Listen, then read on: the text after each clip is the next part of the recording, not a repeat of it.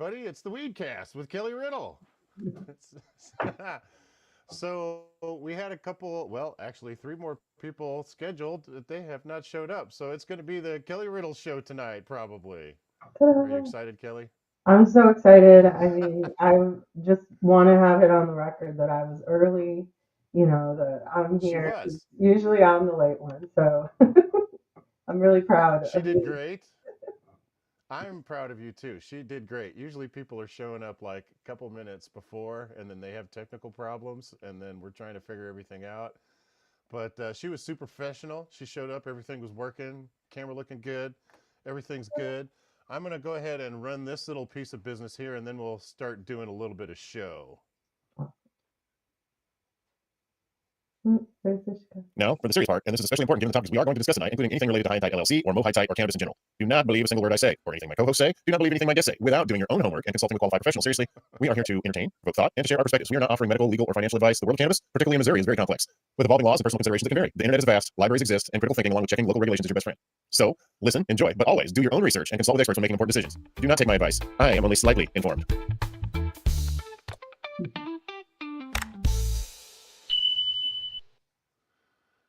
Yeah, so please like and subscribe. If you're watching this now and you haven't subscribed, I'm very angry with you, but I'll get over it if you just click that little button. Do it now. Do it now. So it looks like Ishqa's on deck. I'm going to try and bring her in and see if this works. Ishqa. Hey, Ishqa. welcome. Hey, how you doing? Say hello to the audience. Hello, everybody. Thanks for having me. Yeah, there you go. Your audio just popped in for some reason. Oh, okay. It's just now working. Yeah. Okay. Yeah. No, it's just popping. It's sounding pretty good. So before the show yesterday, Laurie contacted me and she said, no, it was this morning. Oh, I'm losing track of my days. She said, I don't know if I'll make the show tonight. So she was busy. And then Luna had contacted me and said she didn't know if she was going to make it, or she said she was going to make it, but that she didn't think she could stay the whole time because it's Hanukkah. It's the holiday season. She's got stuff going on. So Yeah. She I'm actually glad. says she thinks she's in the waiting room, Oh, but she says she only sees you and Lori. So I wonder if she wound up in the old one you did or something. maybe. She's out there. Did she? I can send her another link. I think. Yeah, I was gonna say I can go in and share some links. Well, she can't use your link. I wonder why. That's weird. It's weird, isn't it? Perfect. How are you doing, Ishqa? Let me see if I can figure out her link. Hi. I don't know. If you ladies could figure that out, I'll try We'll to figure it try. out. Poor We'll Luna, all she's try. sitting there like, where is Yeah. everybody? It should be the same thing for both shows. At I least I thought it know. was. Let me see if I added her here. We got a couple of comments. Cannabis Garden Grower wants me to subscribe to their channel. Sounds like a great channel. Okay, well, yeah, right? Good evening. Or that.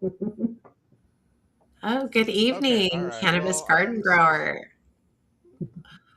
What's in the garden right thanks now? for I popping want to in.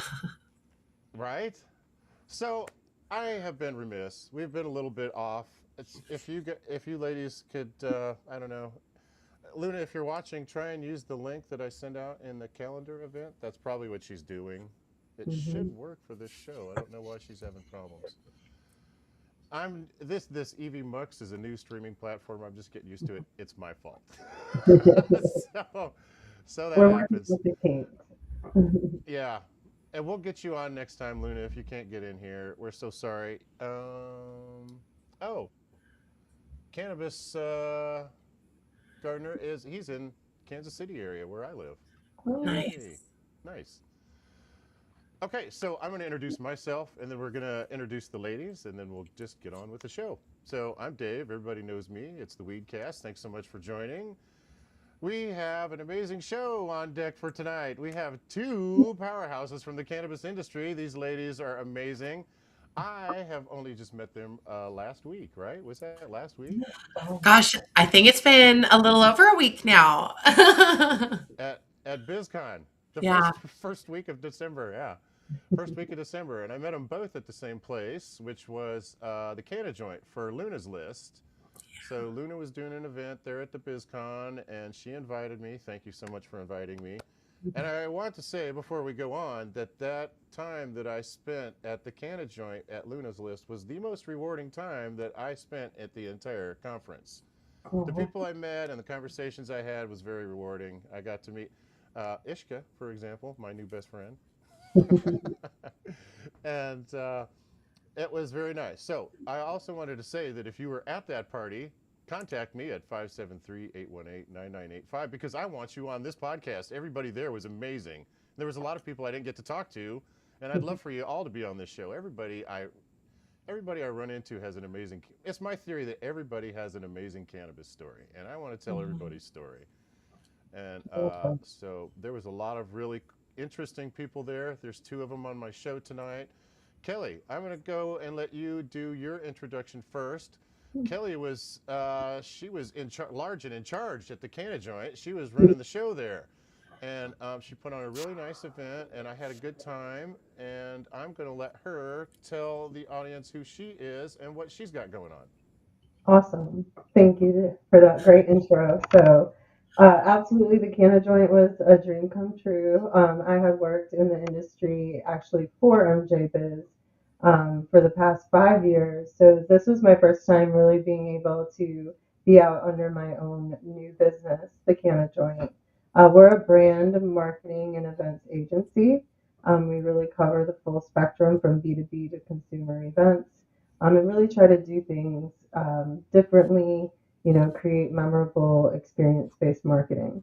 So the Canna Joint is really just that marketing, my business, but also collaborating with other amazing people in the industry like Luna, like Ishqa, like yourself, to really bring together those true experiences. We had several other events, one with Sarah Payan and Rose from Pulse Signal Agency, and Cannabis Media Council. Also, we had one with Thunder Walker. So, we ran the whole gamut. Ishqa did a brand pitch presentation. So it was truly just the reverse experience of what I had done for the past 5 years. And I felt the same way. It leaned into quality over quantity. It leaned into slowing down over racing, to talk to everyone, just really being present and most importantly, having a good time. Yeah. Well, we had that in spades. I had a great time, and getting to know everybody there was a lot of fun. And one of the people I met there was Ishqa from the Cannabis Babes. So, Ishqa, Yes. tell us who you are and tell us what you have going on. Yeah, so I have a podcast. It's been named the number three best women in cannabis podcast this year by FeedSpot. We've been in the top five for the last few years. I also help, throw different events, so there was no accident. I was at the Canna Joint. That was actually Vegas is something Kelly and I had been working on.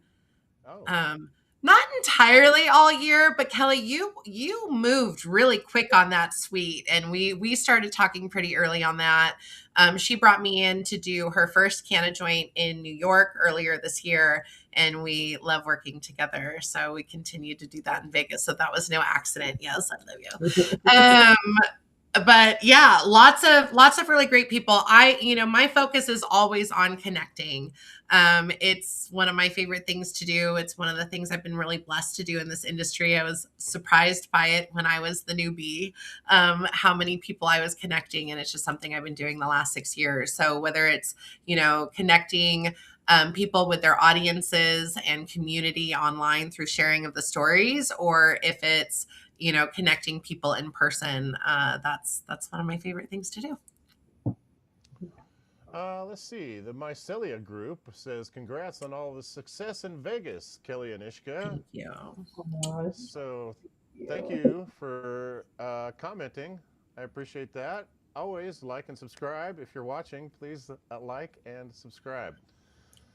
So, yeah, it was a lot of fun meeting all the people that I met in Vegas. This was my second time. Last year was interesting. Of course, your first time is always you're like drinking from the fire hose at MJ Basecon. There's so much going on all at once.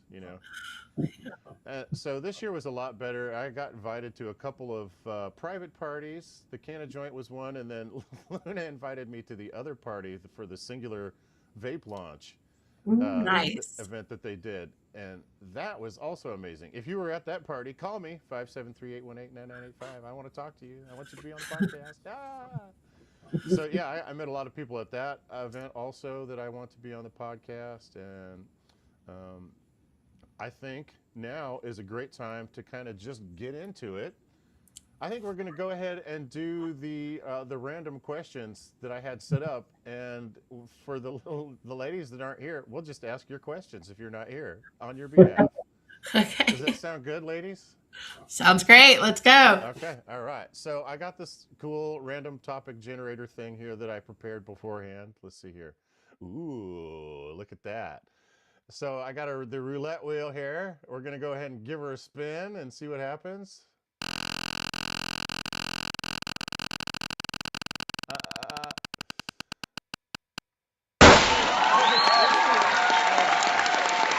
so we got Ishqa's topic. That's great. So let me pull up the cheat sheet here. So Ishqa number 2. Oh, we're talking about the hemp ban. Let's see. Ishqa wants to know, if the hemp ban is passed, will it put people at risk of being incarcerated? We already have too many people in prisons for this plant. Preach, sister. How do we come together as a community and industry to free the plant and its people? I feel like a lot of the conversations are on spreading into new areas of growth, but the cost is leaving people behind in bars. Yeah, that's a good question. I think I have some friends in that are, we probably all do if we're in the industry. We have some friends that are working in hemp. And will it make, if things are, the way I understand it, from the legislation that got passed, 1 year from that date, excuse me while I turn off my embarrassing phone ringer, that the people that are doing what they're doing now in the hemp space are going to either be out of business or they're going to be likely on their way to jail because they're going to be criminals. Right. Right. So, yeah, they're even talking about like something that we've taken for granted for a long time: sale of seeds Hmm. might be illegal. And if that's true, that's gonna hurt more than just hemp farmers. So because that's a big industry as well. Yeah. Yeah. I've been doing a little bit of research on this actually. My friend Megan Prue and I are coming out with a toolkit tomorrow to help brands be able to turn their subscribers into advocates. And it's been really interesting, some of the data that I found. Um, there's 328,000 jobs that are in the hemp and cannabis industry. It's makes $28.8 billion, and about 74% of that's actually through seeds. So, Oh um, wow, really? yeah, isn't that wild? Like, so there's just, I think there's a lot of different details related to this and wrapped up in this that I think people in states like mine, like California, and I'm excited for Kelly to share on this, because being in a state like North Carolina, that's kind of all they have access to, right? And so in California, I think it's easy for some of the cannabis operators to think, oh, well, this is good because they had their loopholes long enough, and now it'll be more equal. But I feel as though the arguments they're using against hemp, it's just a matter of time before they're using it against us as well. So the rest of the industry. So I don't know, Kelly, what do you think, coming from a state where you don't have recreational? I feel like, you can really speak to the patients who use cannabis on a regular basis that do rely on hemp and those products. I mean, I would say, first of all, even with the hemp market here, you'll be surprised what little knowledge and access there still is. People don't necessarily understand what's going on in that hemp store, what those products are. And we That's know true. some of them, and some places are not self-regulating as well as others. So some of them I wouldn't recommend anybody touch, So there's still a big gap, even though we have a very large hemp market. We have not only the sixth producer of hemp in North Carolina, or state in the U.S. Is North Carolina, but also a lot of other states, as their bans came through on a state level, the people moved their businesses to other states like Texas, and then North Carolina or Virginia came down. So we have a lot of business in the industry here in the state. And this is a huge threat just at a business level, not only as far as being put out of business, but already in South Carolina, we saw just 4 days ago some 70 warehouses were raided. It says police are staging massive raids against THC and synthetic drug industry. So I don't know the details behind that, like if these were bad actors that were doing something criminal, or if they were within, the definition of the 2018 Farm Bill. But we're already seeing criminalization on the B2B level. But certainly it's never stopped on a consumer level. Here in North Carolina, you can currently get busted for, smoking cannabis. Nobody knows the difference between THCA, so crying out that it's THCA is probably not going to help you. Maybe an attorney can probably get it dismissed, but you're still going to go through that process, which is, humiliating. Mm-hmm. So yeah, I think it's a Kelly, big. I think you touched on an important point that I had not even considered, which was the hemp loophole allowed these smoke shops to operate in states where cannabis, like dispensaries, like legally operated through the states, like in Missouri, for example, you could have a dispensary there and people could go in and buy cannabis. So these smoke shops are actually providing the ones that are doing testing, and who isn't for better and more testing? Everybody should be. So Most of so the them ones are. that are operating as hemp in states where cannabis is not legal, they're performing a valuable service for people to be able to Yeah. get their medicine if they need it. Absolutely, Absolutely. 100%. Yeah. Well, one That's the thing. biggest concern for me is I don't want the patients to turn into criminals. One Well, the little thing federal I want government to. would have us all be criminals. Let's not forget that. Right. That's true. One thing I want to add on access is, so I went to the Mid-Atlantic Cannabinoid Research Collaboratives Conference in Kitty Hawk, North Carolina. And this Oh, was led by Dr. Ellen Howlett. She's a neuropharmacologist at Wake Forest University School of Medicine. And she is actually credited with discovering the CB1 cannabinoid receptor. So oh, she knows the cannabinoid system very well. And they gathered with researchers from, universities all over the, United States, as well as many in North Carolina, who are doing all sorts of research on cannabinoids. But it's little known about it, but they are doing the research there. But one of the lab managers at one of the big universities here reached out to me for help on finding some sort of medicine to help our 85-year-old father, and like what's reputable. So these people that are actually studying this on molecular, high level science research don't even know how to access plant medicine. Yeah. wow. That's telling. Hmm.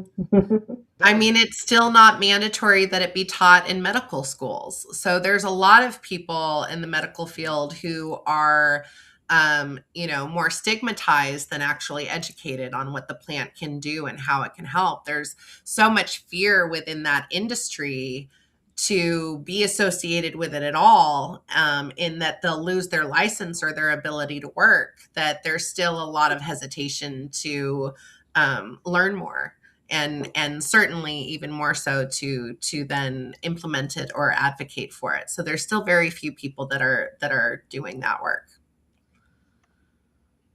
I was getting a bad look on my face because I was trying to tie that in, your comment in with what's going on. And I mean, it's not on the list, but we should address it. I thought it was going to happen before today. I thought the president was going to sign an order to reschedule. So, and the way I mean, I was thinking, well, if we rescheduled, that would open the door. We'd do more research, but that just feels No. dirty. That just feels dirty. You know what I mean?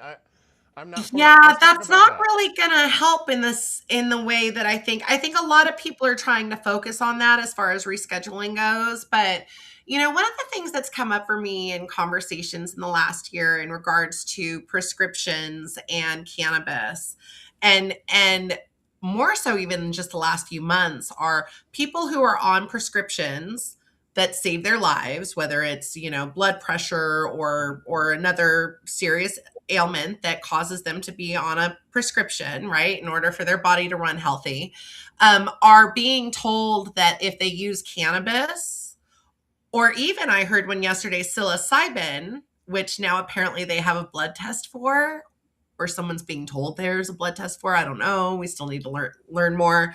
That they will be denied their pharmaceuticals, and so that their prescription will be withheld from them if they're using cannabis or other substances. And I think that that's one of the most important things in having cannabis rescheduled, is to be able to have it safe. But I also still believe that if it's a Schedule 3, they will maintain that level of control over our usage in the plant. And that's not really allowing people to have choice. And I think that's one of the biggest issues in this country, is for some reason our government thinks they know better for us and our bodies than we do for ourselves. And we could get into One thing conspiracy that theories on that, but I'll let Kelly talk for a little bit.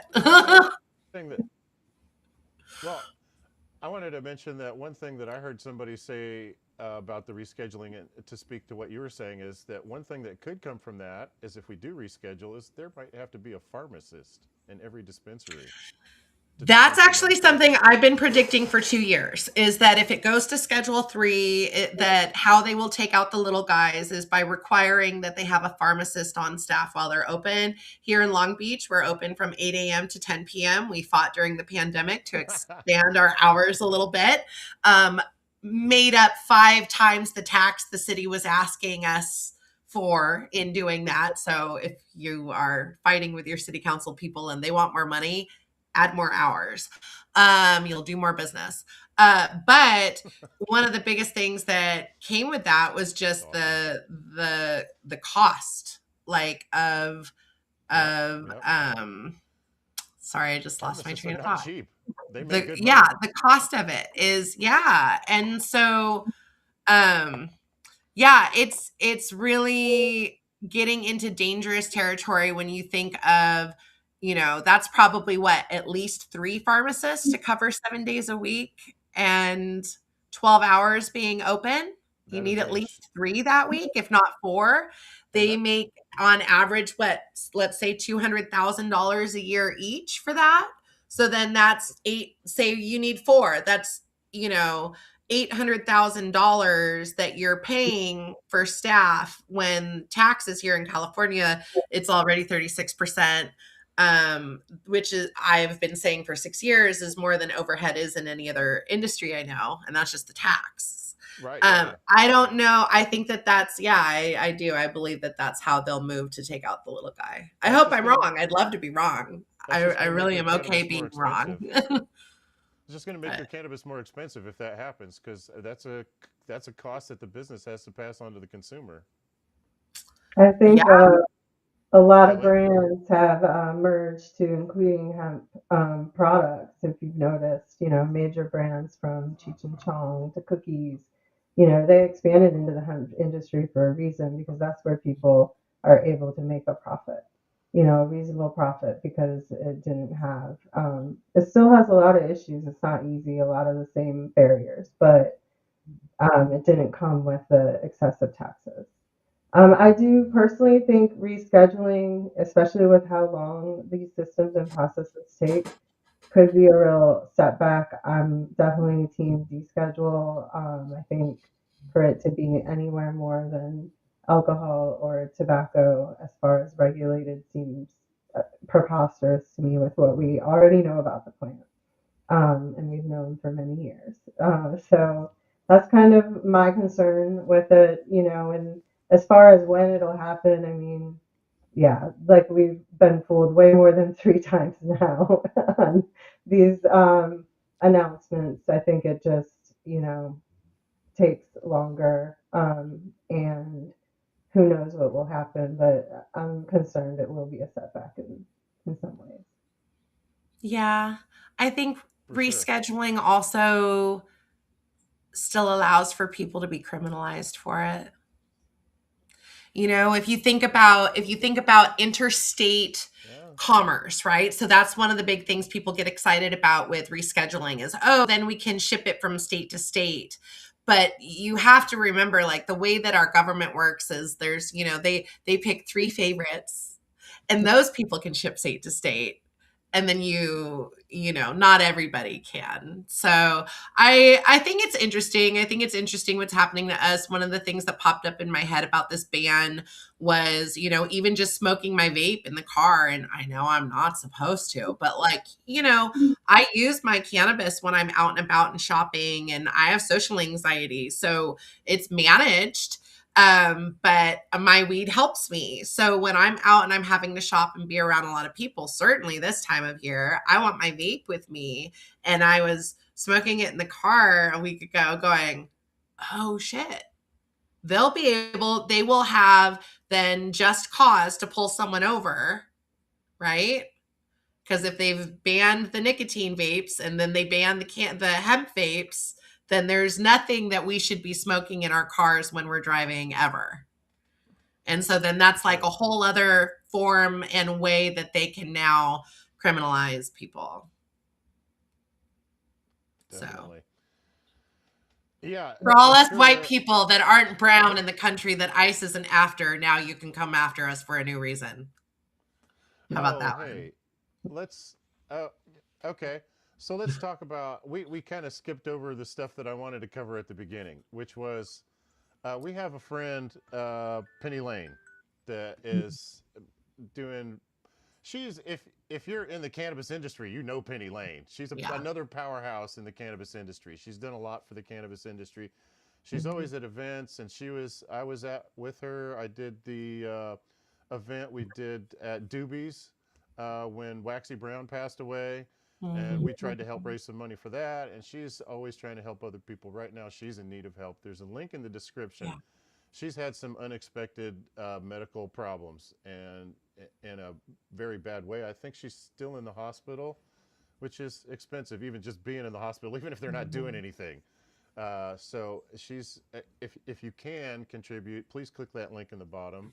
Kelly Riddle has put together a fundraiser for her, so we're trying to collect some money, and I'm trying Thank to you. raise awareness for her. And I So if you can, appreciate Thank please you. it contribute.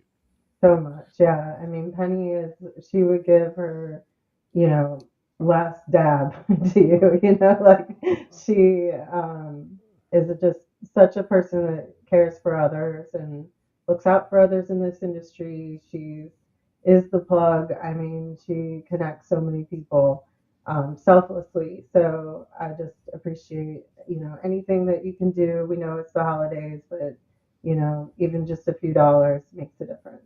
So Yeah. Yeah, and she's Okay, so tough. so Like you never would have known it. She handled Vegas like a champ. And I don't even know how she does it. Like I don't deal with what Penny does and I can't do Vegas more than 2 nights. I am just like that is wild. And she goes so hard and she really tries to show up and be her best for everyone and she did this year and now she's needing a little support and love from everyone. yeah, So definitely no, yeah, hit that I was link. telling David earlier, here's a story about Penny.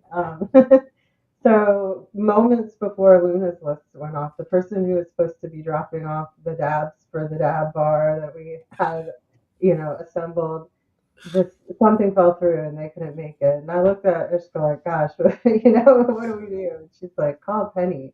Like, of course, Call Penny. they call Penny's Penny. got some dabs. Yeah. Oh my God. She's of course at meeting a day with Beard Bros at New Woo. And so I called, I Venmoed her, and then her husband, shout out to CW, was definitely a savior multiple times CW. during the Canna joint. You know, he showed up 20 minutes later, like literally 10 minutes before the minute, you know, with 10 grams of dabs, and we were off to the party. So, yes, that's the kind of, you know, anytime you know you need something, she would be there for you and she makes it happen. So yeah, we appreciate. Right on. She's kind of in a scary place right now, just doesn't have a lot of answers, and we want to take a little stress off her shoulders so she can just focus on that and not have to worry, you know, For sure. about the day to day. Uh, Also, I wanted to, and I know I usually don't get real serious or ever political on this show, unless it's about cannabis. But there was a tragedy in Australia. Mhm. So it breaks my heart to see people do stuff like this. A mass shooter killed some Mhm. people that were out trying to celebrate the first day of Hanukkah, I believe was what it was, a Jewish holiday. So somebody's out there hating on other people, and that's just Mhm. terrible. A moment of silence for the people that are suffering from this tragedy, and sad. Mhm. Absolutely.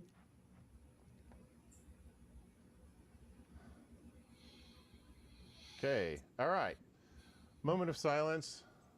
Hopefully, things like that, you know, one day will be a thing of the past. Until then, we need to rely on the comfort of each other. I think it. I don't know who it was that was talking about it on LinkedIn the other day, and I said, you know, anytime a good person leaves this world prematurely, it's a tragedy for the whole world suffers, right? The whole Mhm. world suffers because of that. So, man, and it's not about guns. For me, it's not about guns. It's about hate. You know, if there these people would have found some other way to do this terrible thing, you know, it's just sad. Yeah. Yeah. It was terrible. And yet, I think what I've read as far as how people protected each other That was was beautiful. really beautiful. That was great. Mhm. And I am also grateful in a world that's constantly trying to create division between us.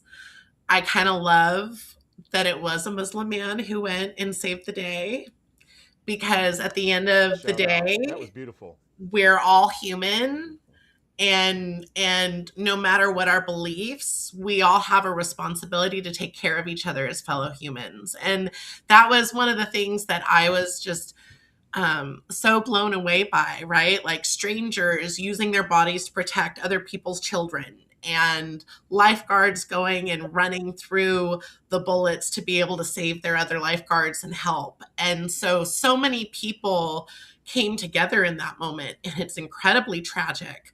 But I think the important part is remembering that, you know, there really is no division except the one that we choose to see.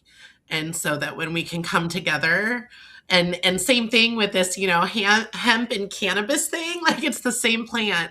So, you know, there's no division except that which we choose to see. And I think that we just need to put that down. For sure. Absolutely. Well said. Yeah.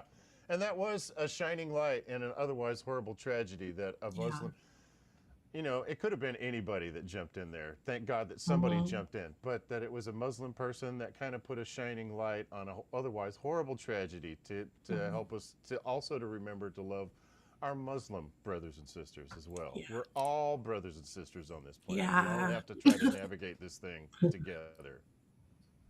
Yeah.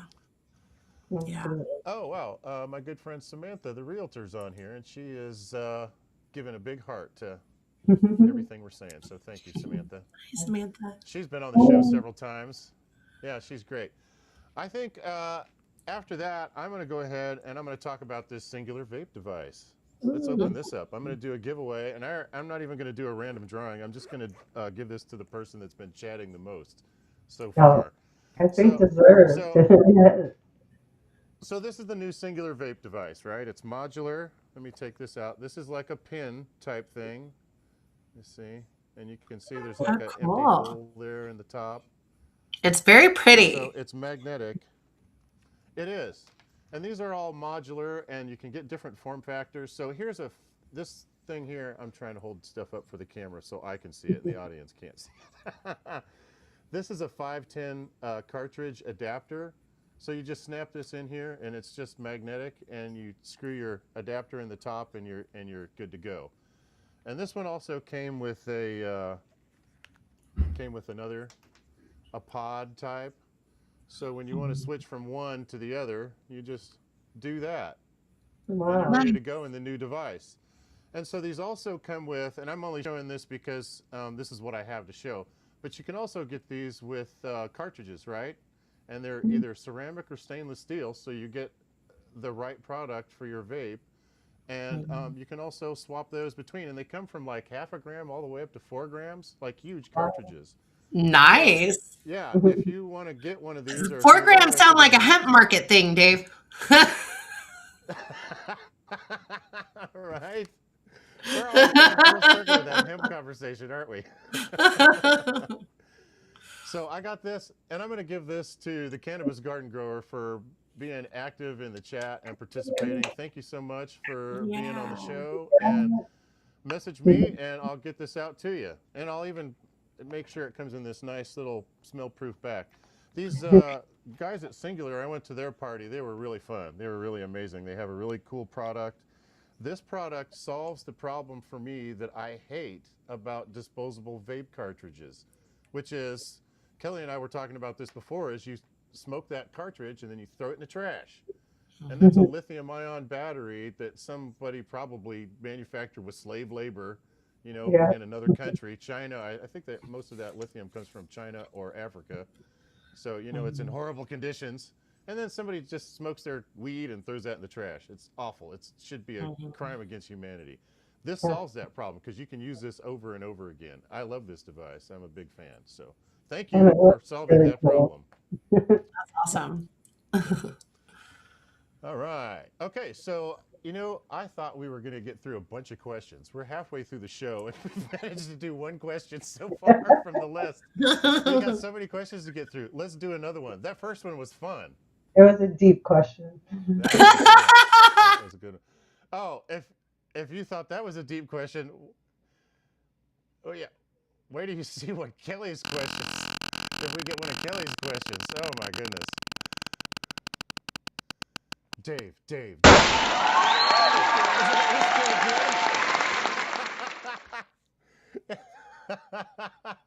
That's Ishqa again. We're going to be talking about hemp again, I bet. Let's see. Ishqa's number one question. If the majority of the people in the United States are pro-cannabis, then how do we activate them to save hemp? That's a great question. I think it's through amazing podcasts, such as the one that you're watching right now, to get the word out and advocate for hemp. That's how we do it. I love Yeah. that. How about you, Well, Kelly? What do you think? I mean, I really think that cannabis-centric consumer events, and leaning into things like content creators, and influencers in the, world that people trust for information. Um, They shouldn't be that's kind trusting of, me. I'm only slightly yeah. informed. I mean, you have the best disclaimer of anyone, I feel. So, but I do trust you. I trust that you'll connect me to the right person, which is what I did to that researcher. I connected her with Megan at Anthea Care because I'm like, she's going to be able to help you with what product, dosing, way more. I can just tell you, I know this is a reputable place. So yeah, it's all about that. But yeah, leaning into consumer events, I think is important. I think there's still, as Ishka mentioned earlier, so much stigma to break. I mean, it's wild and rampant here in North Carolina, but also every one in 3 or 4 people, it seems, also consumes cannabis. So it's very odd, but I think we need to make it more acceptable, and that's the way that at least I am leaning in towards trying to kind of reach out with a message, really promoting the wellness side of the industry, the culture, the legacy, and getting that consumer education out there as much as possible, which Ishqa has a great program that she mentioned that she's rolling out that I think is a way to really bring the business community together to reach those consumers. And I think that's pretty important. We all are allies for the most part here in the, industry. And like you said, it is one plant, but it's, with those consumers that I think we're going to be able to move things, over the hump. And they're showing demand. I mean, if you saw, I have a video I'm going to post about with the hemp aisle at my grocery store here in North Carolina. And I mean, they're pumping it out. Nobody's slowing down production here, but we are on a timeline. And I really prefer to have that access. At my store, I'd like to keep it. And clearly, there's a lot of consumers who feel the same way. Yeah, we've got 330 days. Well said. Good job. Yeah. Wow. That made We have my 330 days left to fight this. November 12th, 2026 is when it goes into effect if we don't stop it. And I've, like I mentioned before, I've been working on a toolkit. My friend Megan Prue and I are rolling it out tomorrow for the brands to be able to use to educate and activate their subscribers. I think a lot of us probably, the podcasts are great. Of course, we need to be raising the alarm on every platform we can. But I think one of the biggest platforms that we have that often is underutilized is our email database and our CRMs. And so, for the brands that have, people that are fans of their products, but maybe don't know how to contact their local representatives. That's what this toolkit will provide is information, talking points, and also the link to the representatives and how to be able to really have your voice counted. Well said. Very good. I feel like all your questions are kind of not fun. Kind of promote your hemp agenda.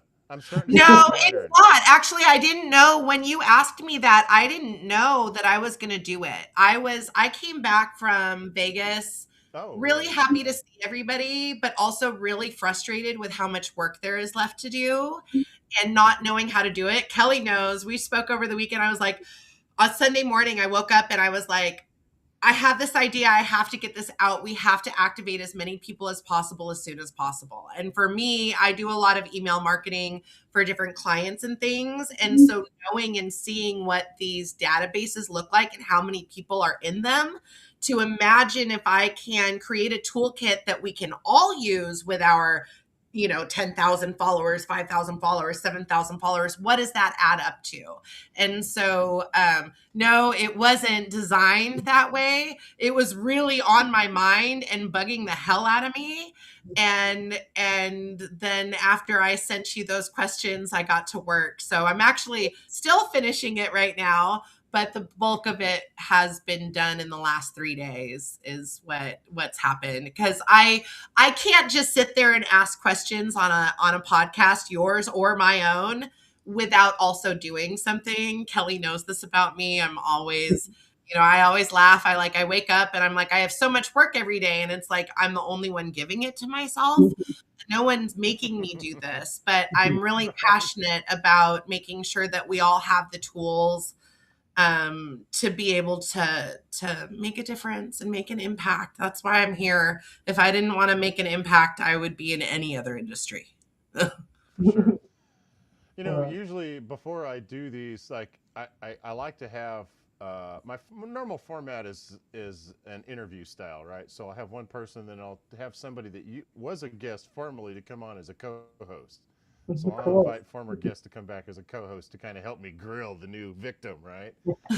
And before I do that, I'll always say to the host, "Hey, I'm having this co-host on. Are you okay with this person? Because you never know, there might be a friction there that I don't know about."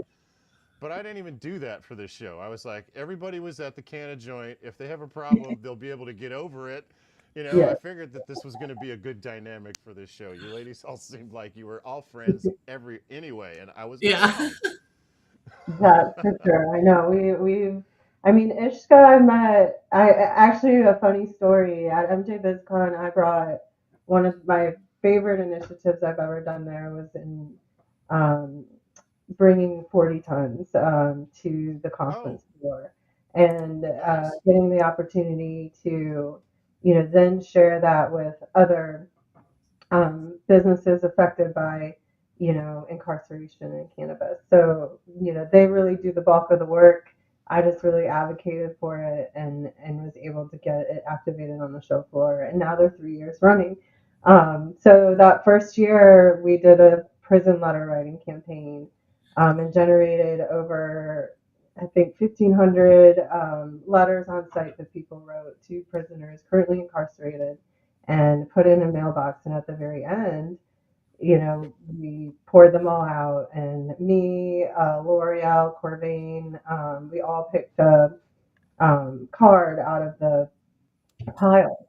And I picked Ishka's, and I didn't know her yet. I called her like Ishka. I was not sure Wow. one of the wrong pronunciations. And L'Oreal was like, "Oh, Ishka, we love her," And then it so happened that the next year I was able to collaborate with Ishka and bring her into the MJ BizCon sphere as moderating our content creator lounge, the very first year of our content creator program there. So it really did, come out of that. And I think that's one of the most beautiful things about Cannabis Week. Like we just said, we all connected with you there the first time. And, you know, it does create so much opportunity, so many connections, so much collaboration. And I really love that. Yeah, Definitely. Kelly was awesome. I had reached out to her last year. I had a content suite at the Virgin last year, and I had reached out to Kelly. I was like, "How do we make this official?" And then I don't know, we found a lot of ways to work together last year. And then when she left MJ BizCon this year and she reached out, I don't know, it just aligned. It's just been it was I I feel like even our first phone call was like a bit longer than I think either of us expected to.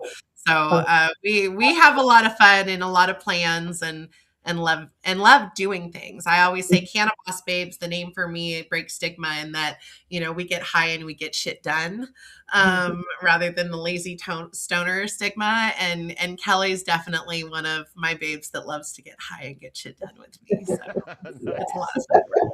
That Well, sums it up. of I'm a witness to that. I can confirm that. yeah. And, Yeah.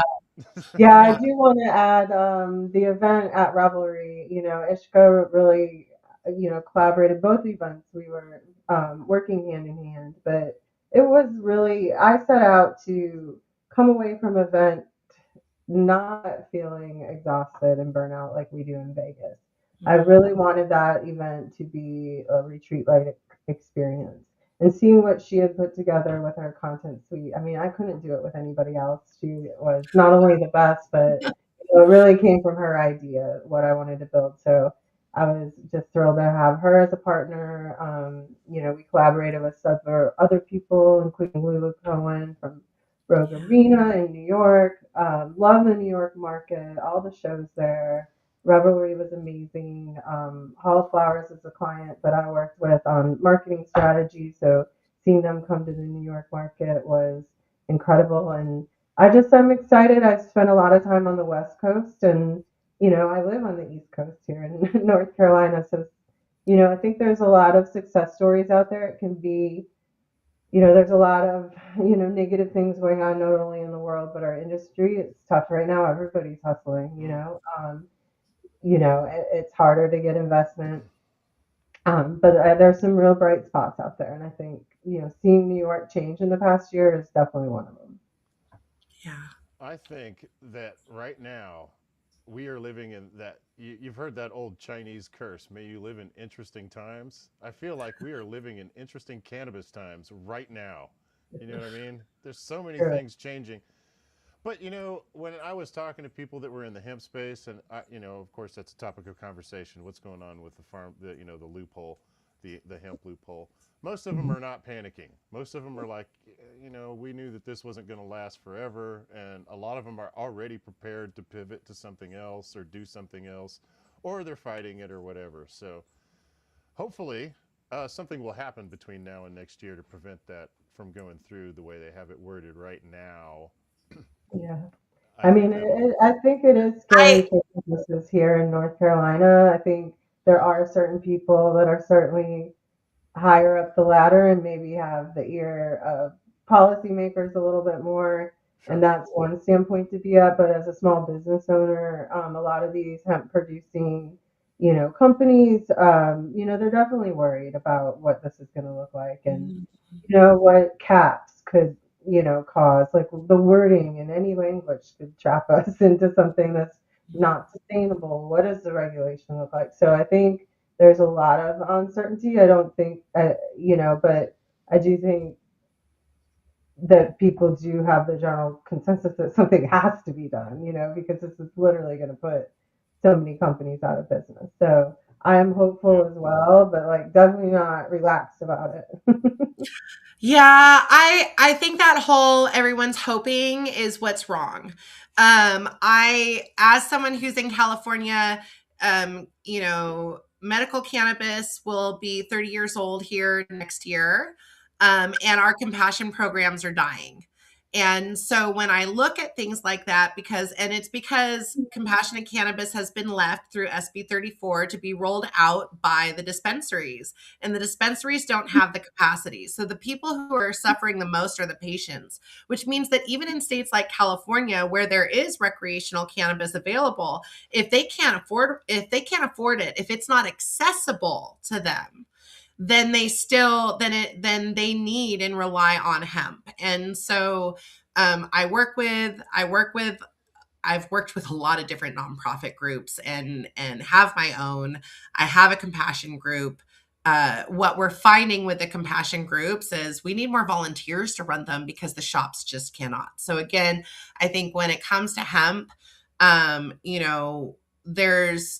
there's going to be a lot more restrictions. The other thing is when Prop 64 passed here in California, um, to make cannabis recreational, we said, let's pass it and we'll fix it later. And that is not a thing. Yeah. And a lot of people are acting like, oh, we'll fix it later, it'll be okay.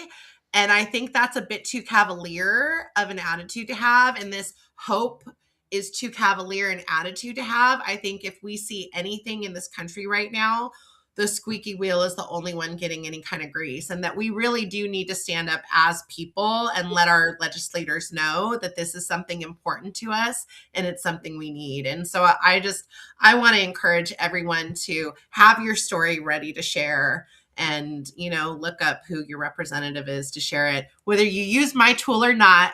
I'm not trying to plug my tool, I promise, but I just want everyone to really know what tools are available to them to have their voices heard and counted, and that this is really important. I don't think it is a wait and see situation. Yeah, I just want to also add, like, Ishka, tell us. oh, go ahead. Sorry. Go right ahead. Go ahead. Go Oh, ahead, Kelly. I was just gonna add, I think the Hemp Roundtable is a good resource, and then certainly I don't mean like to hope alone by any means. I'm just meant that I'm optimistic. Like here in North Carolina, though, I'm really focused on, it's just hard to, you know, get and represent everyone that I'm focused here on my own state with NC3 Chamber. So we're really trying to like focus even on our state politicians, and I would encourage everybody else to do that as well because their voices are a little bit louder, when they raise them up to, the national level as well. Also, Ishka, you've mentioned your tool a few times now. Tell people how they can find this tool or how they could utilize it. They can go to my website, but please wait until tomorrow because I'm still doing a little bit on there right now. So, like I Okay, said, what time I tomorrow? hadn't really. 3 o'clock? What time? What time for them? I mean, no, in the morning. We'll be rolling it out at 9 a.m. in the morning. It'll be Okay. ready. It'll be ready by 9 p.m. Okay. tonight. But Yeah, I just, I'm a little bit of a perfectionist, as Kelly knows. So, little details matter to me. The experience matters to me. Making sure that it's easy to use matters to me. Because if it's not easy to use, then they won't use it. And I think everyone needs to do something, whether they use this or something else. I think everyone needs to advocate for themselves and their communities. And that's at your website, www.ishqahillmanisabossbabe.com. Oh, thecannabossbabes.com, not Ishqa Hillman. Yeah, There no, you there's go. no. It's www.thecannabossbabes.com.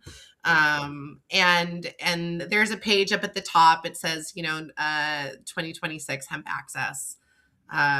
So they can go to that and get educated. And that's actually a consumer page. So if there's anyone looking just as a consumer, to be able to learn more, there's information there as well. And the page that I'm working on that'll be ready tomorrow is for the brands to be able to utilize this toolkit to educate their fan base as well. Awesome. Very good. All right. I think we're ready for another question. We're almost an hour into this. I usually go about an hour and a half. Are you girls ready for another half Let's hour? go. Okay. Yeah. All right. Okay. Let's bring up the random wheel of questions here. Okay. Here we go. It's loading slowly. Here we go. Round and round she goes. Where she stops, I might know, but I'm not telling anyone. Wow, Ishqa. Yeah, we did. We're going to go ahead and spin that again. Wow, I can't believe how lucky you. You need to play the lottery, Ishqa. It's been Ishqa night all night. And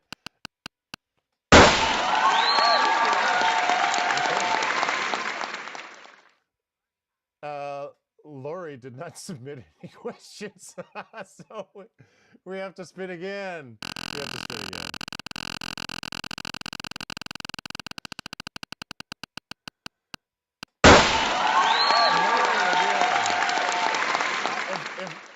Wow, well, I'm just gonna pick one if it's gonna keep making bad picks here.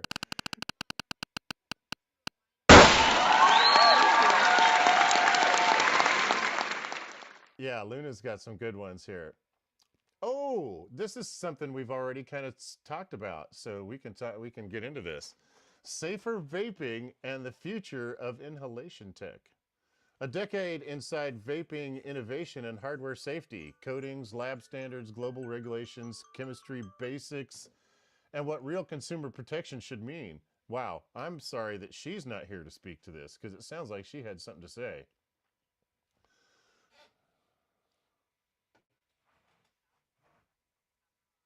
Oh, definitely.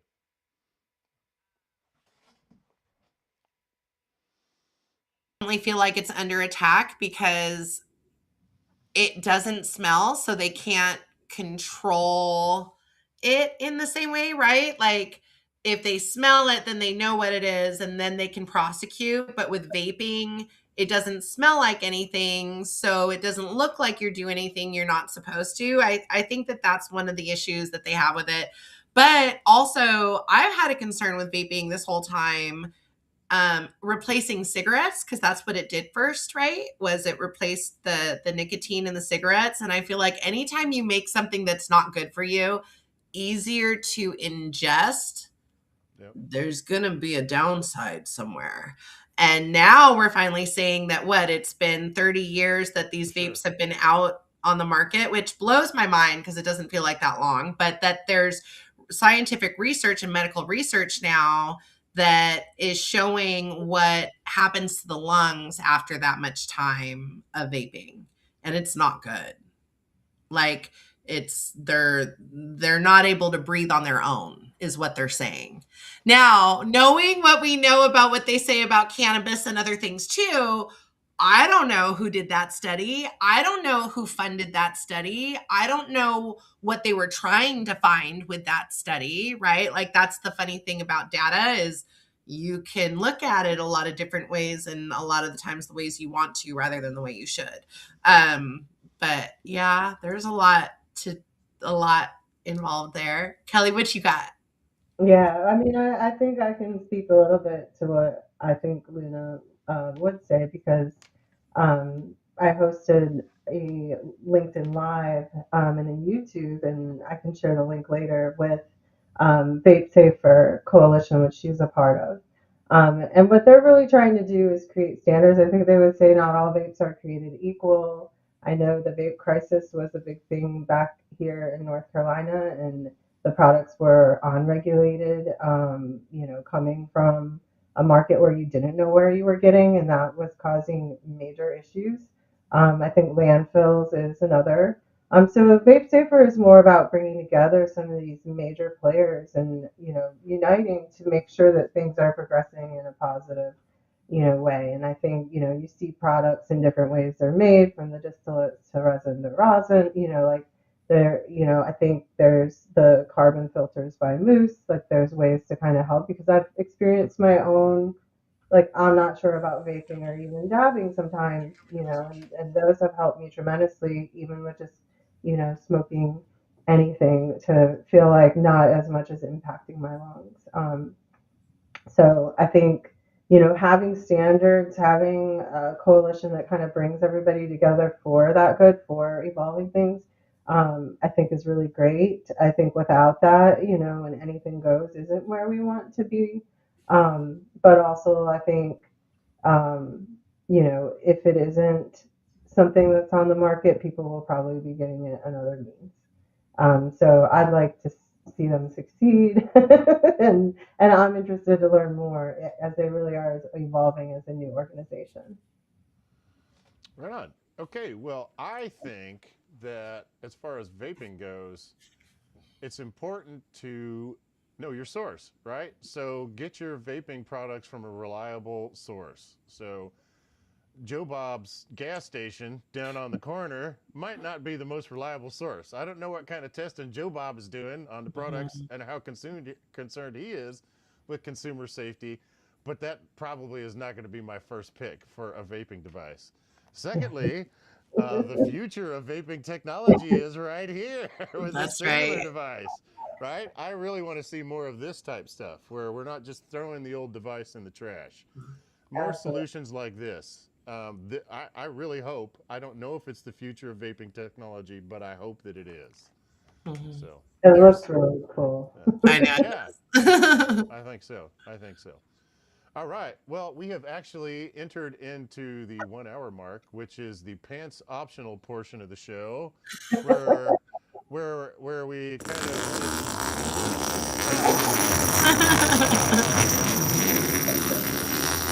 uh, oh, that's so much more comfortable. We're a little bit more relaxed and comfortable, so we don't have to do the Here, regular. There you go. Enjoy yourself. Yeah. I Um, got a I bubbly. did not send out an email, but I do like for people to tell a joke at this portion of the show. So Ishka, you go first. Oh, okay. So it's not a joke as much as a riddle, Oh, good. but it's like the only one I know. Okay. All right. And I've known it since high school, so it's really, really old now because my 30-year This anniversary is ought to be coming up next good. month or next year. Um, what do you call a midget clairvoyant who escaped from prison? I don't know what. Kelly, any tries? A small medium at large. What? Say that again. A small medium at large. Oh my God. That's terrible. Wow. I know, but I love it. It's the only one I can remember. Well done. Well Yeah. done. You got me in the riddle mood too. Play on. Now that was not an intentional play on words. Kelly, do you have a joke? Oh my gosh. All right. I'm She looks gonna really nervous. say um I am going to say, a veteran in this industry when they flinch when they hear federal clarity is coming soon. There you go. That's as good as I got. Well, well done. Well done. I don't think I have anything better. I'm going to go ahead and tell a riddle. I've been telling this this is kind of the story about how I know this riddle is almost as fun as the riddle itself. So my mom used to work for the Finney County Sheriff's Department, and she'd do what do you call the ladies that are on the call, the people that are on taking the calls coming in, and so Mhm. people come in and call crime. And anyway, somebody came in, and it was a little kid, and they told her this joke, and she came home and told it to me, and I've been telling it to people ever since. So it's a riddle. So does anybody know how to catch a polar bear? No. N- Oh. no. No, Okay, so what you got to I'm running do away. first, you got to go someplace where polar bears are hanging out, right? And then you take an axe and you chop a hole in the ice, a body of water, right? And then you open up a can of peas and you pour out the peas all around the hole that you just cut in the ice. And when the polar bear comes to take a pee, you kick him in the ice hole.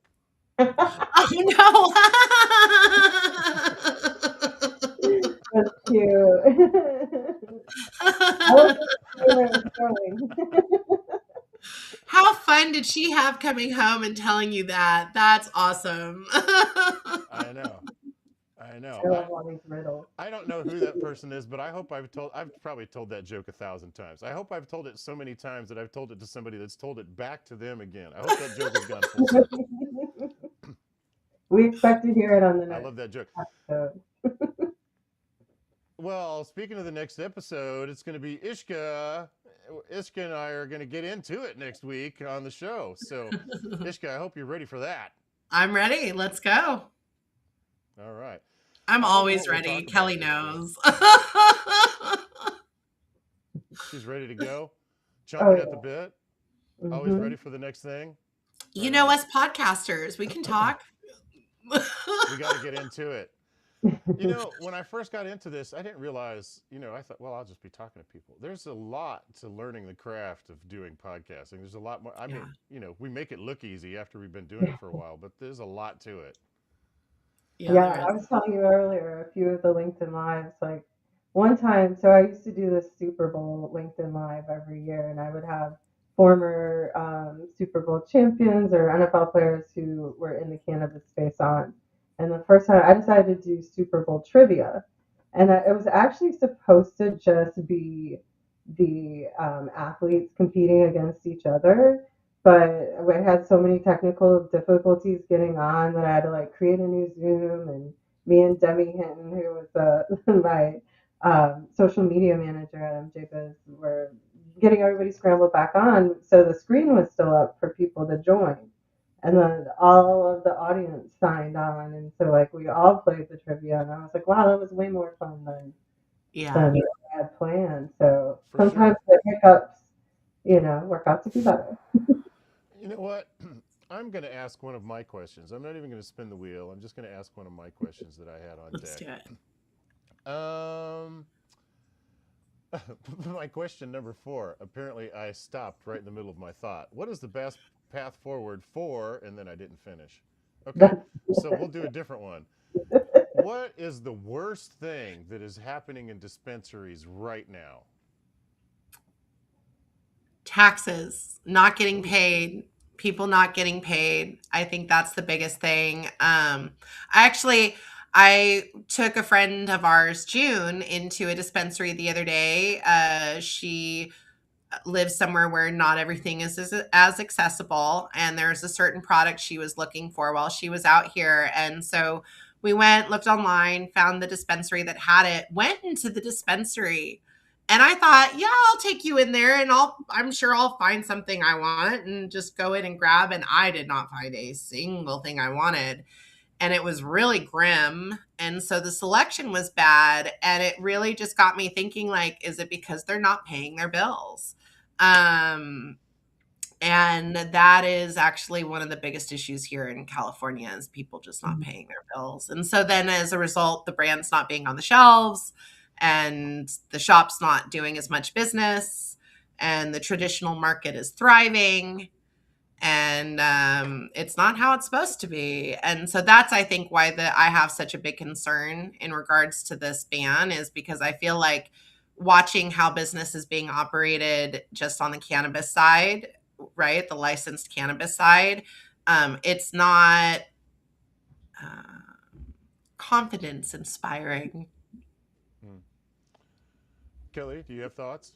I mean, I'll say in the markets like California, just to echo what Ishqa said, I was surprised. I did an interview once with Elliot Lewis from Catalyst, and he had 20 some stores in the state, but he only kept like 1 month's operating cash. Like it's just so, yes, it might feel like you're making a lot of money, but there's just a ton more going out the door, to be able to pay your staff on time and everything. That's just the cash flow challenges.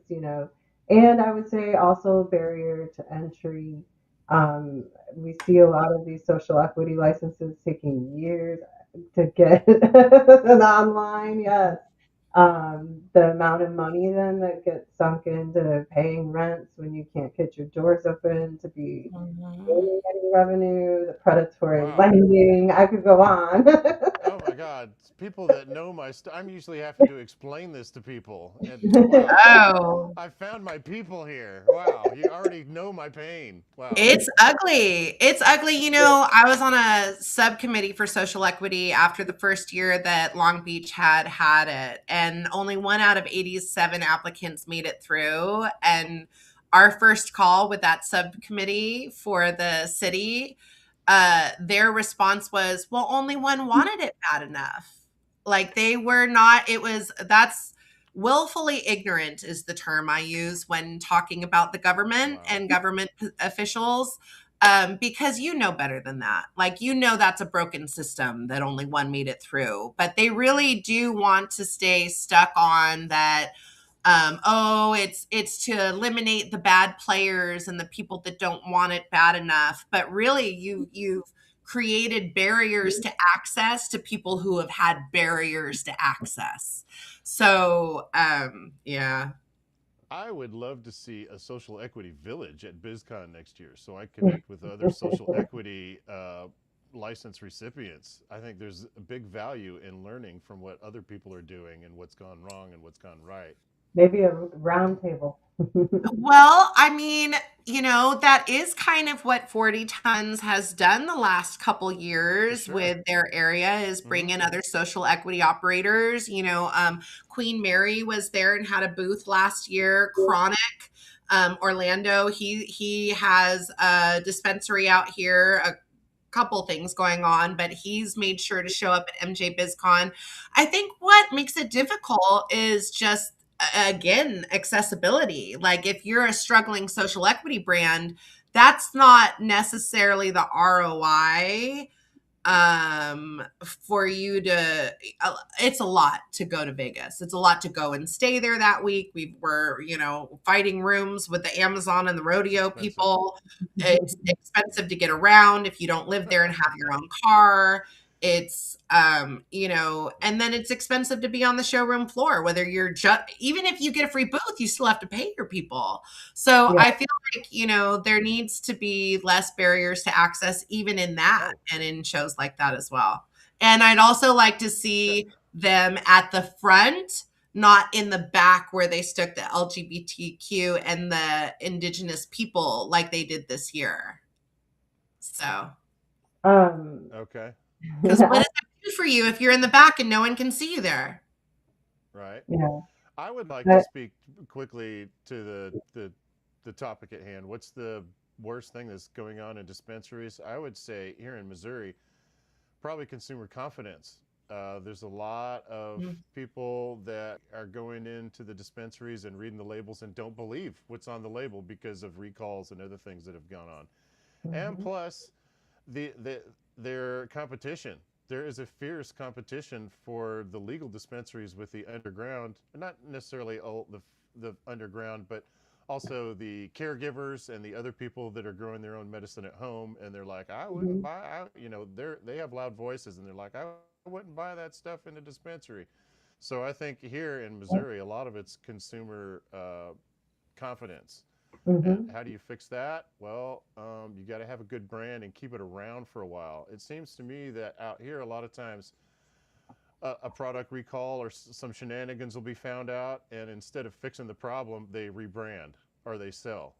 And Mhm. Ah, that doesn't really fix the I've problem. It seen just that. shifts. It just shifts it around. You know what I mean? Hmm. So, in Missouri, I think that's probably the worst thing that's happening in dispensaries here. That's pretty bad though, isn't it? Like that's Yeah, how do yeah, you know, if you're trying to get people to go and consume tested safe products and you know, as Kelly spoke earlier, right? The vape crisis out there is a really big deal.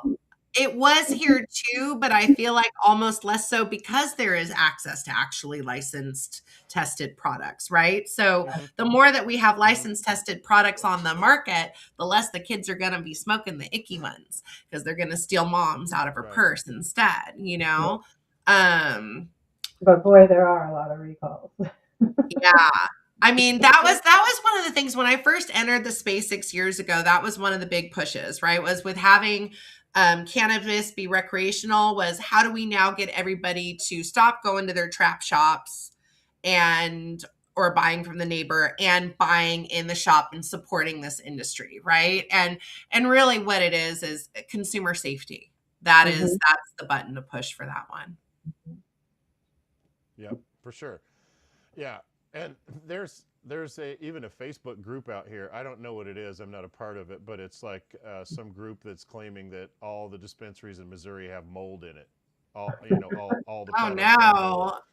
So there's people out there that are making a lot of noise to undermine what's going on. And I came back with, well, what kind of testing did you do on your homegrown product that you grew in your basement? Yeah, Is there no. any Yeah, testing that was done? right. Probably not. If we're being honest, probably not. You might have tested Mhm. and everything needs to be tested in a comprehensive facility if it's done right.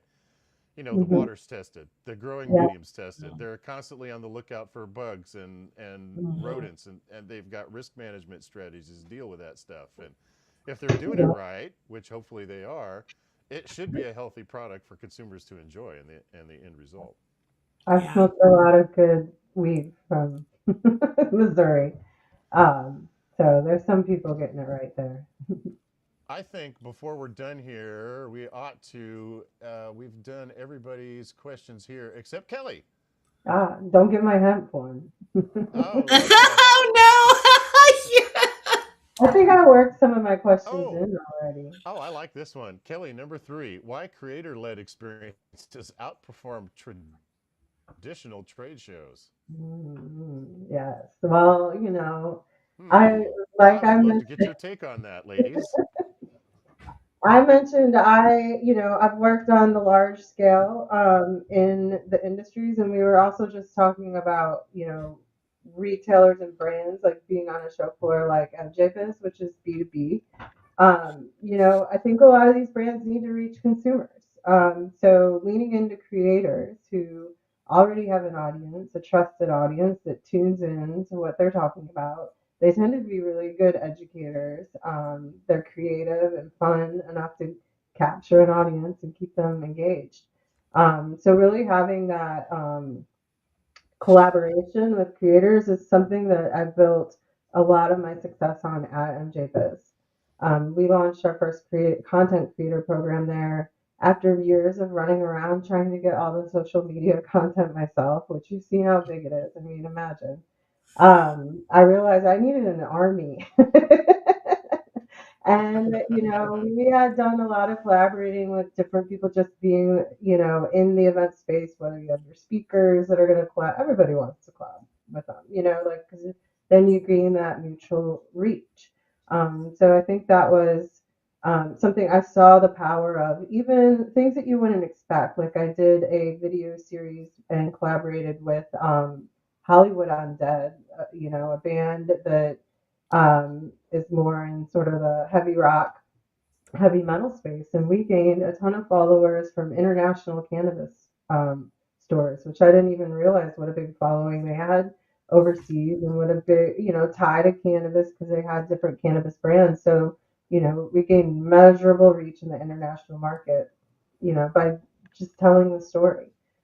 So I've seen the power of it. I think it's a new wave of media, and I think doing things like what we did at the content house, what Ishka's done at a lot of her events, where we bring in creators, they can then generate content, share that out with each other, which creates this, you know, sort of blossomed reach that just continues to expand and grow.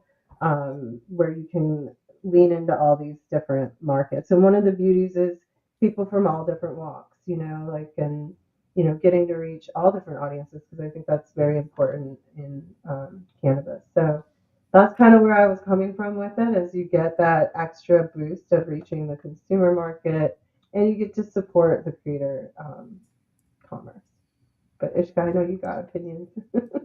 Yeah, I mean, I've been doing this from the beginning. For me, I think that was what drew me to this space, was meeting all these really creative entrepreneurial people, and sometimes they're making something like my Mm. beautiful little lighter, sometimes it's Ah. they just have a message to share and that they wanted to use their platform and their voice in that way, right? And their following in that way. And so I've been really blessed to meet some really just amazing creators from the beginning and to work with them.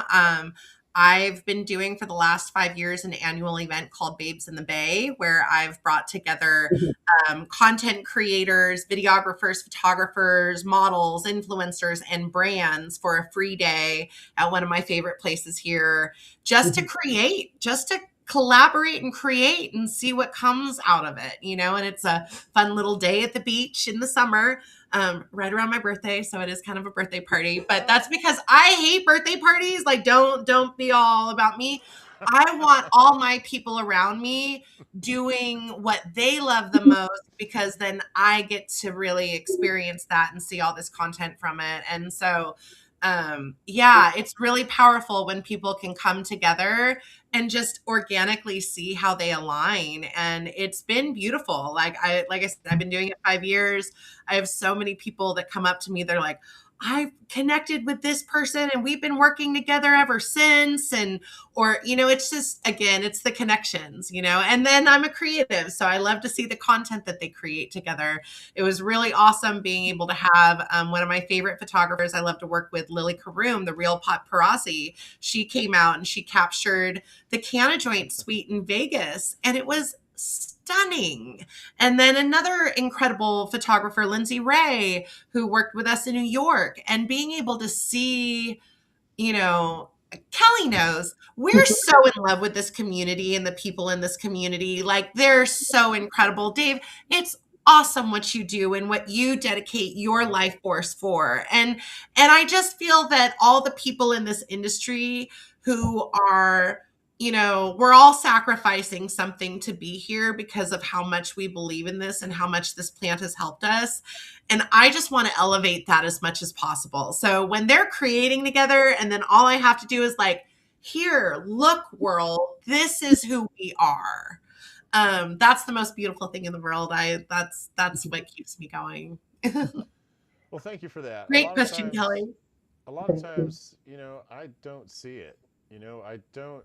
I'm just putting stuff out there, and I don't get a lot of feedback back that this matters what I'm doing. And sometimes it does. I got recognized in Vegas. Somebody knew me from my podcast in Vegas, and That's I'm, cool. from Kansas, small town Missouri. I love Out it. here trying to get a dispensary going in Missouri. So that was really cool. That was one of the moments. Like, okay, maybe people are listening, people hear me, Yeah. people know what's going on. Yeah. And also, I have kind of a unique perspective in that I'm a newcomer in this space, really. Since I got my micro business license, I came out of the closet. Before that, I was like in the military and working for, Sprint, and nobody knew.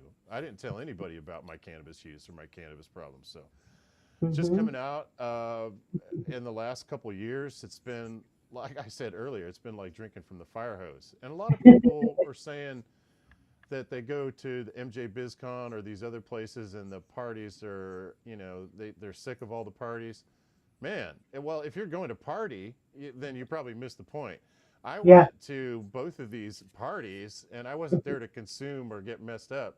I was there to Really. experience what was going on and meet people. And for me, I already said earlier in the show that the two little parties that I did get invited to were the most rewarding experiences I had at MJ BizCon, just for the fact of, like what you said, Ishka, the personal connections. Yeah. I made some really good friends there. Like my new friend Kelly Riddle and this other awesome, beautiful lady, Ishqa Hillman, and they came on and did a podcast with me on my show. How amazing is that?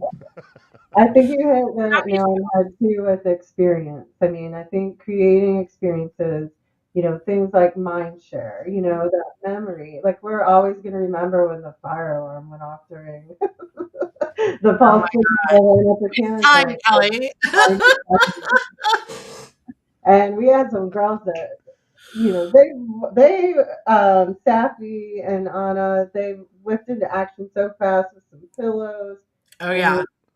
you know, it was out. I was like, you guys have been through this fire drill before. Wow. That's why OG Kush Babes. But yes, You it girls know how to really comes party. back to those experiences. And I think, that's harder. I think, trade shows try to create that on the floor, but it's just harder and harder to make giant spaces small and intimate. And I think, Sure. those events surrounding, nobody wants to spend 100% of their time walking the trade show floor. So where do you land between? And that's really what the Canna Joint's been all about, is like a soft landing where you leave refreshed, you leave invigorated, inspired, with new connections, collaboration, and just good time, and I think it's important to slow down and not always, be rushing. It's important to be, in the smaller spaces to have the deeper conversations.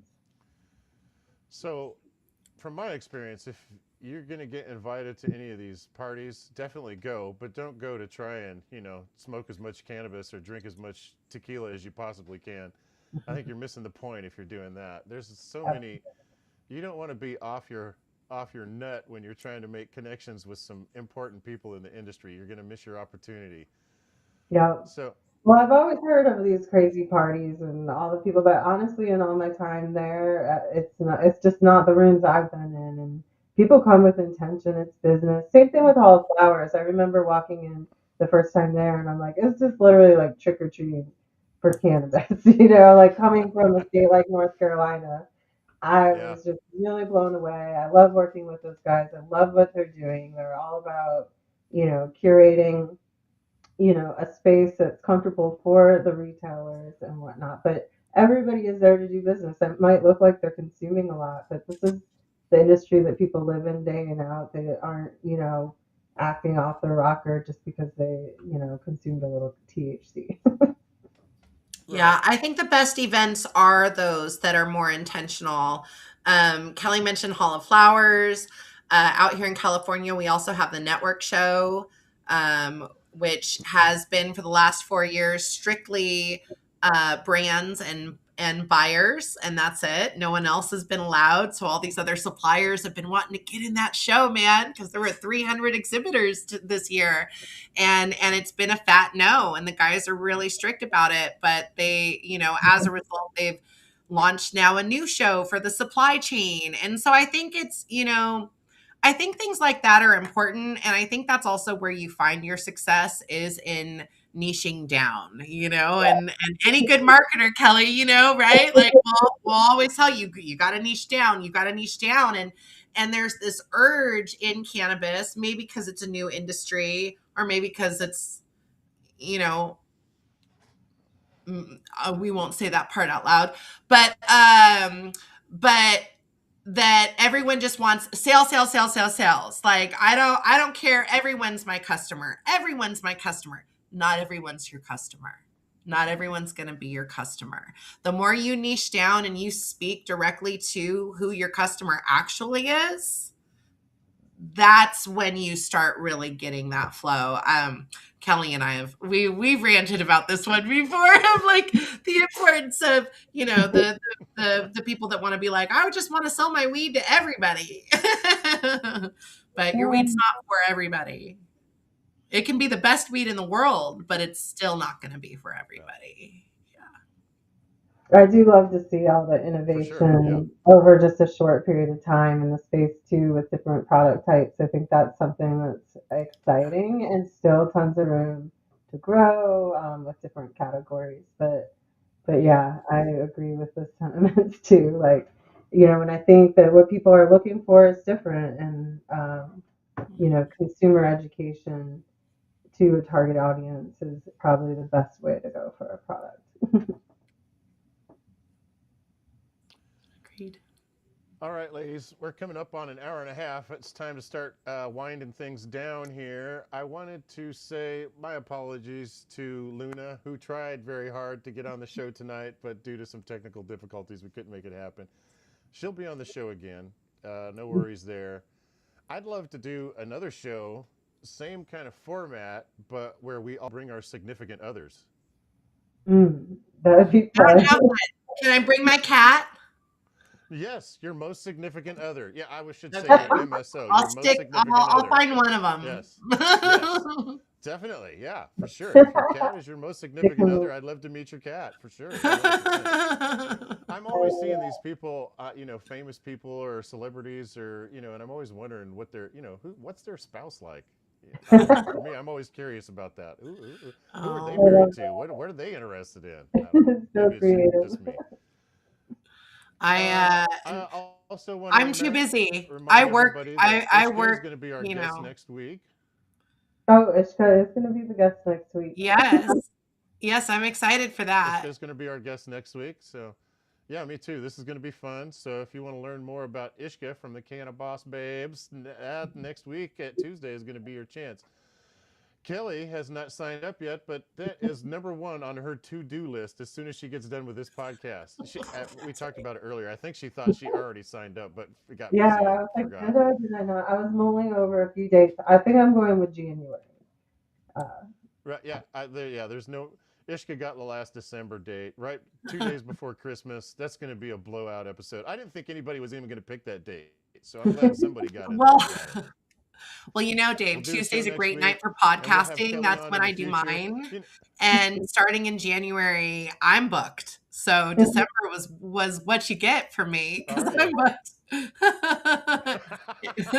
Nice. Okay, so yeah, I'll let you ladies have the last word. Tell people about what you're doing and how they can get in touch with you, Ishqa. The easiest way to get in touch with me would be to go to the website, thecannabossbabes.com, or our Instagram or LinkedIn. All of those, you can look up Ishqa Hillman, ISHQA, or thecannabossbabes.com, and you'll find me.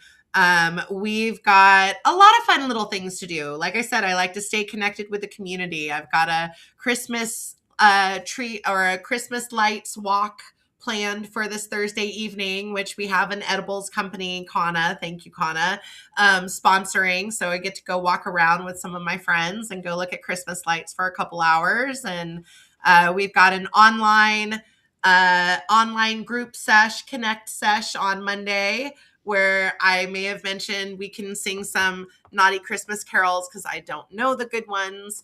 And just, find other ways to stay connected with everybody. So, yeah. Awesome. I took some psychedelics. All right, Kelly, what do you got going on? I took some psychedelics mild once and went to like the Night of 1,000 Candles at Booking Gardens, and it was so incredible. But yeah, nice. I think that's a really great event. And what I love about Ishqa is how creative she is and coming up with these opportunities where people really need to do stuff like this. It's a great time, but also, featuring products in the market as well. But me, I can be reached at kelly@thecannajoint.com. Primarily, I do fractional marketing work as a CMO. I have a background in creative direction and brand marketing. So that's our primary thing. The events are, also fun. And I am producing a really big event coming up that I'm excited about in Jersey, June 13th and 14th during the World Cup. In Maywood called Touchgrass Festival. We're just getting launched up, so expect a bunch more to come from that. Also, NC3 Chambers, the North Carolina Cannabis Chamber, I founded that in January. We're really coming into a big year here in North Carolina, so Kelly at nc3chamber.org. If any hemp questions, Ishqa, the inbox is open, and Hey, you're supposed to be promoting your stuff. You just got volunteered. as well. Awesome. Ladies, I meant to play this commercial earlier. I normally do this earlier in the show. This is going to be fun. It's a little commercial that I did to try and get some sponsors. So take a look at this, and I'll get your reaction after this plays. Let's see. Is your life feeling empty? Lacking a certain spark? Are you suffering from a critical lack of Dave? You need more Dave in your life, and now you can get it with the Dave experience from the Weedcast. Just listen to these satisfied customers. My life was so boring before Dave, but now I have Dave, and everything is Dave. Thanks, Dave.